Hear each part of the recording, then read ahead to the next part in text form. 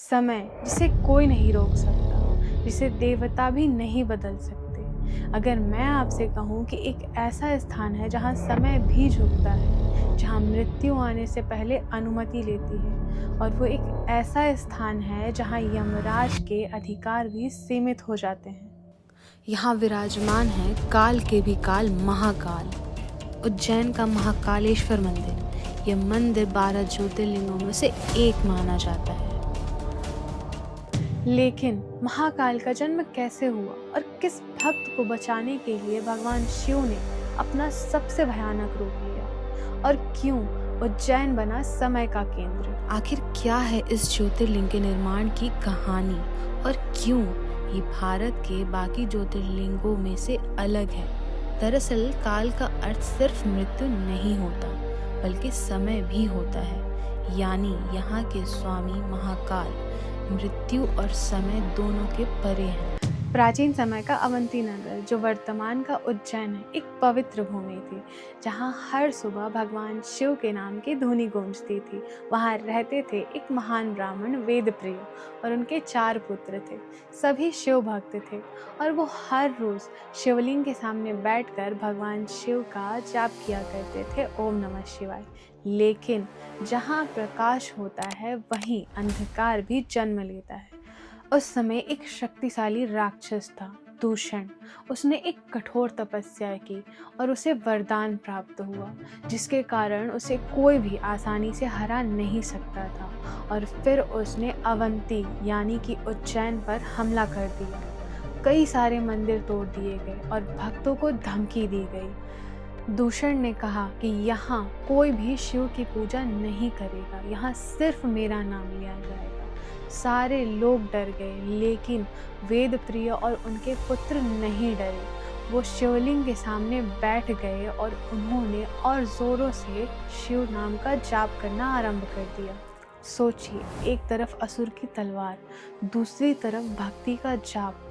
आपको क्या लगता है, तलवार जीतेगी या भक्ति? वीडियो को अंत तक जरूर देखिए, क्योंकि अब होने वाला है इतिहास का सबसे भयानक प्राकट्य। दूषण ने तलवार उठाई और शिवलिंग पर वार करने के लिए आगे बढ़ा।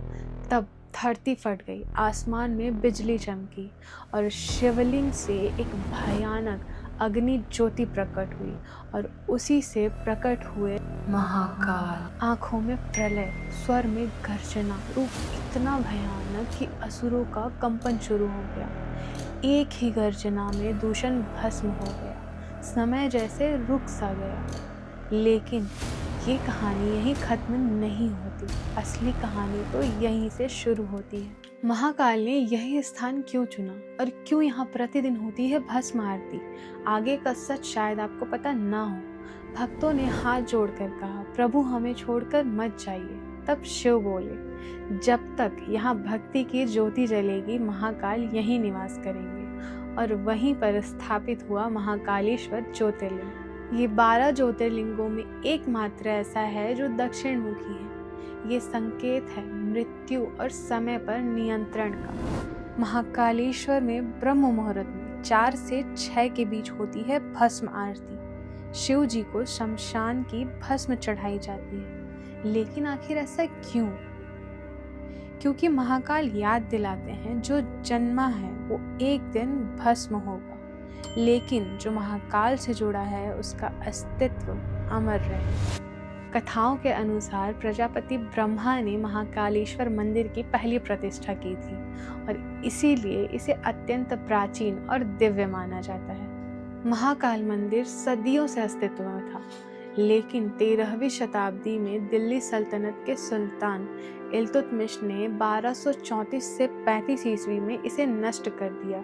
तब पुजारियों ने ज्योतिर्लिंग को कोटि तीर्थ कुंड में छिपा दिया। 18वीं सदी में मराठा वीर राणोजी राव ने उज्जैन को मुगलों से मुक्त करवाया और 1730 ईस्वी में इसका पुनर्निर्माण करवाया।